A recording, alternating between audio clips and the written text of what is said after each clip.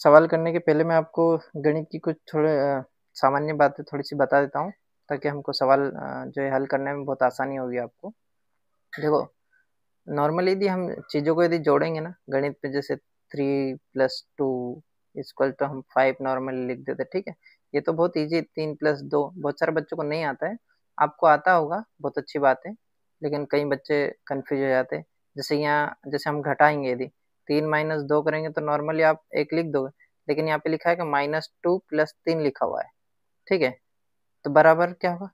तो भी एक ही होगा, क्योंकि माइनस और प्लस, माइनस होता है और आपस में जो संख्याएं घटती है।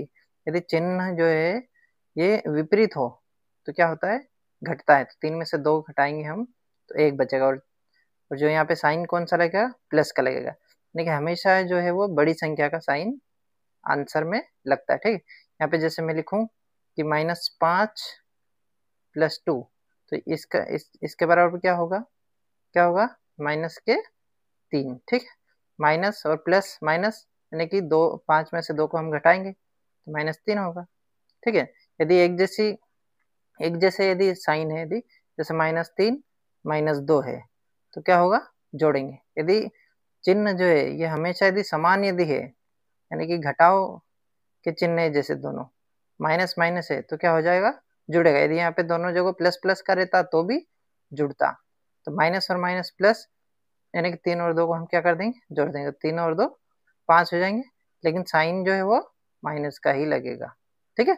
हमेशा चिन्ह जो है आप ये देख लो बस उसमें कि बड़ी संख्या कौन सी है, उस संख्या का जो साइन वो लगा देना है, ठीक है। तो ये सामान्य चीजें हैं। यदि जैसे कि कोई सी चीज, जैसे कि हम एक जो चर, यदि हम उसमें देखेंगे अभी, जैसे कि 2x बराबर मान लो 4 है, ठीक है। तो यहाँ पे जो 2 और x जो ये क्या है? गुणा में है। तो जो 2 को गुणा से यदि बराबर के इधर जाएगा, तो गुणा में यदि इधर है तो इधर जाएगा वो बटे में, यानी कि भाग में जाएगा, ठीक है। यदि इधर प्लस में है तो इधर बराबर के इधर यदि हम उसको पहुंचाएंगे तो माइनस में हो जाएगा वो। यदि इधर माइनस में है तो प्लस में हो जाएगा, यानी कि विपरीत हो जाएगा उसका, ठीक है। ये चीजें नॉर्मल है। तो ये आगे अभी जब हम सवाल हल करेंगे तो उसमें आपको ये चीजें बहुत काम आएगी, ठीक है। तो चलिए दोस्तों, आज हम दो चर वाले रैखिक समीकरणों को हल करना सीखेंगे। देखो, दो चर वाले रैखिक समीकरण जो है वो अलग अलग विधियों से होते हैं हल, ठीक है। अब इसमें क्या होता है? दो चर वाले रैखिक समीकरण का मतलब ये है कि इनमें दो चर होते हैं, ठीक है। देखो, चर राशियां और अचर राशियां आपको पता होगा वैसे। जैसे यहाँ पे x और y है, ये क्या है? चर राशियां हैं, ठीक है। और 2, 9, 13 ये जो संख्याएं हैं, ये है अचर राशि है। एक एक बार मैं बता देता हूँ आपको चर और अचर क्या होता है। जैसे चर राशियां हैं, इनका मान जो है वो हमेशा बदलता रहता है, ठीक है। ये यहाँ पे या ये जो समीकरण है, यहाँ पे ये जो सवाल है, यहाँ पे x और y का मान कुछ और है, लेकिन यदि दूसरे यदि हम सवाल देखेंगे तो उनमें x और y का जो मान निकलेगा वो अलग होगा। तो यहाँ पे देखो, ये दो समीकरण दिए हैं, हमें इनको हल करना है, और हमें इनको हल करना है वो किस विधि से करना है? प्रतिस्थापन विधि से, ठीक है। तो हम प्रतिस्थापन विधि से इनको हल करेंगे, यानी कि x और y का हम मान निकालेंगे कि क्या आता है, ठीक है। सबसे पहले देखो, यहाँ पे दो समीकरण है। एक तो ये वाला समीकरण, समीकरण नंबर 1, और एक ये समीकरण नंबर 2, नाम यदि हम दे दें उनको। अब सबसे पहले तो समीकरण 1 को हम नीचे लिख लेते हैं। यहाँ पे जैसे 2x प्लस 9y बराबर 13, ठीक है। इसमें से हम क्या करेंगे? x का मान निकाल लेंगे। x का मान निकालने के लिए क्या करेंगे? इसको हम सरल कर देंगे, यानी कि प्लस है तो इधर हम माइनस में कर देंगे। जो भी इसमें हो रहा है जोड़ घटाओ वो हम कर देंगे, ठीक है। देखो, 2x को पहले अपन इधर ही रखेंगे, ठीक है। ये 2x लिख लिया। ये 9y है ना, जो प्लस 9y, इसको हम बराबर के इस साइड ले जाएंगे। तो सबसे पहले तो बराबर 13 तो इधर लिखा हुआ है ऑलरेडी। ये प्लस 9y है, जो ये बराबर के इधर आएगा तो ये क्या हो जाएगा? माइनस में हो जाएगा, ठीक है। -9y हो जाएगा। अब क्या होगा?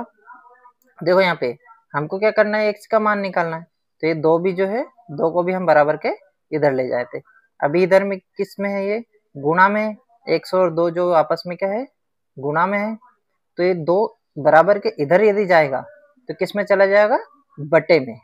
ठीक है, तो यहाँ पे हो जाएगा ये x बराबर 13 माइनस 9y बटे 2। ठीक है, ये हमारा x का मान आ गया। ठीक है, x का मान ये है x बराबर 13 माइनस 9y बटे 2। इसको हम समीकरण नंबर 3 नाम दे देंगे अभी। ठीक है, देखो अभी यहाँ पे x का कंप्लीट मान नहीं आया है इसमें, क्योंकि अभी y है। अब हम x का मान जो ये है, ये हम क्या करेंगे, समीकरण 1-2 में रख देंगे।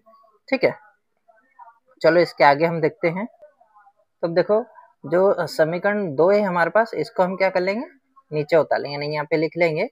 क्या है समीकरण नंबर 2 हमारे पास, 9x माइनस 8y बराबर 10। ठीक है, अब इसमें हम क्या करेंगे, x का मान रख। देखो अभी x का मान हमारे पास क्या है, 13 माइनस 9y बटे 2। तो यहाँ पे ये 9 पहले से लिखा, x की जगह हम x का मान लिख देंगे, यानी कि ब्रैकेट में लिखेंगे। ठीक है, 13 माइनस 9y बटे में 2। ठीक है, फिर ये माइनस 8y, ये 8y बराबर 10। ठीक है, अब क्या करेंगे, 9 का गुणा अंदर करेंगे हम कोष्टक में। तो 9 का पहले हम 13 में करेंगे गुणा। 13 में 9 का 13 में 9 का यदि गुणा करेंगे तो हम कितना होगा, 13 में की कितना होता है, 117। ठीक है, फिर 9 का गुणा 9y में करेंगे तो 9 में 81y, तो ये हो जाएगा माइनस 81y बटे में क्या है, 2 है। ठीक है, ये माइनस 8y बराबर 10। अब 8y के बटे में कुछ नहीं तो हम 1 लिख देंगे। ठीक है, अब ये क्या करेंगे, इसको हम माइनस कर देंगे पूरे को। देखो 2 और 1 का हम एलसीएम लेंगे तो कितना आएगा, 2 आएगा।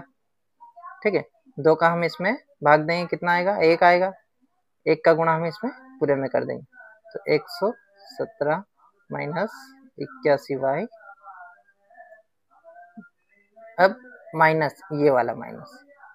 ठीक है, 1 का हम भाग देंगे 2 में तो 2 आएगा। 2 का हम गुणा कर देंगे 8y में, तो 8 दूना 16y हो जाएगा, ये बराबर इधर क्या हो गया, 10। देखो 8y, देखो यहाँ पे 81y और माइनस 16y, तो 81 भी जो है वो माइनस का है और 16 भी माइनस का, मतलब क्या होगा, ये जुड़ जाएगा आपस में। तो 81 और 16 जो है वो कितना हो जाएगा, देखो 117 हम पहले लिख देंगे। 117 दोनों माइनस में मतलब जुड़ जाएंगे, तो माइनस के कितने हो जाएंगे, ये हो जाएंगे 97। ठीक, 6 और 1 7, 1 और 8 9। ठीक है, अब बटे में सॉरी ये 97y हो जाएंगे ना, बटे में 2 बराबर 10। अब 2 को हम इधर ले जाएंगे, ये इधर बटे में है तो बराबर की जब इधर जाएगा तो क्या हो जाएगा, गुणा में हो जाएगा। तो हो जाएगा 117 माइनस 97y बराबर 10 का 2 हम गुणा हो जाएगा तो कितने हो जाएंगे, 20 हो जाएंगे। अब माइनस 97, माइनस y का मान निकालना हमको, तो माइनस 97y को इधर ही रखेंगे।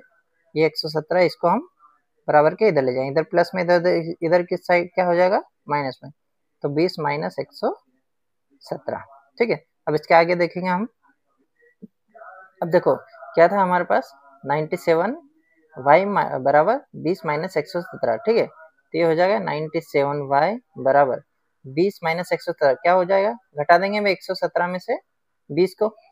अब 117 देखो 117 में से 20 को यदि हम घटाएंगे तो कितना बचेगा, 20 117 में से 20 गए तो 17 हटा दो पहले, फिर इसके बाद में 3 और हट जाएंगे, मतलब 97 बचेगा। ठीक है, अब क्या होगा, ये 97 ना, y का मान निकालना हमको तो, ठीक है। तो y इधर रखेंगे बराबर, इधर हम ये 97 जो है माइनस का आएगा ना, ये ध्यान रखना।